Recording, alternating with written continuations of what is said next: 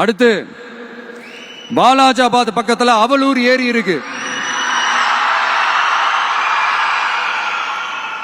அது பாலாற்றை விட உயரமா இருக்கு.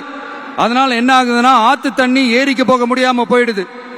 அதை சரி பண்ணி அந்த இடத்துல ஒரு தடுப்பணையை கட்டினா ஏரி நிறைய தண்ணி நிற்கும்.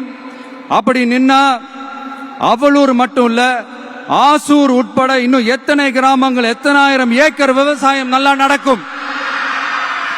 இதுக்கு இன்னும் எத்தனை வருஷம் மக்கள் கோரிக்கை கொடுக்கணும், மக்கள் போராடணும்.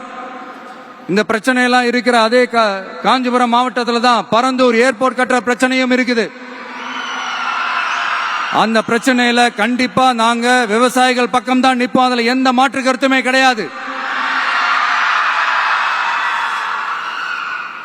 இந்த கவர்மெண்ட் பரந்தூர் விவகாரத்தில் எங்களுக்கோ இல்ல விவசாயிகளுக்கோ எந்த விதமான காரணங்கள் சொல்லி எஸ்கேப் ஆகவே முடியாது.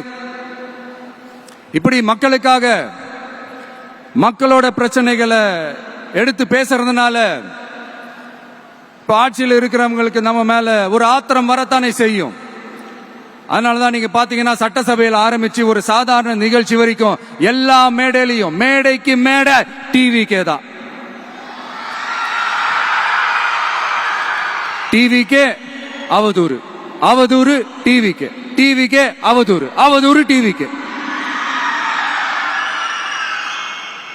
இதுக்கெல்லாம் கண்டிப்பா நாங்க பதில் சொல்லுவோம், சொல்லாமலாம் இருக்க மாட்டோம். இப்ப கூட கரூரை பத்தி பேசுவேன்னு எதிர்பார்த்திருப்பாங்க. அதை நான் கொஞ்சம் அப்புறமா பேசுறேன். பட் இப்போ நம்மளுடைய விஷன் என்னன்னு சொல்லணும்னு நான் கொஞ்சம் ஆசைப்படுறேன். பிளே ஸ்டோர் மற்றும் ஆப் ஸ்டோரில் இருந்து பாலிமர் செயலியை QR கோடு மூலம் பதிவிறக்கம் செய்யுங்கள். செய்திகளை உடனுக்குடன் பெறுங்கள்.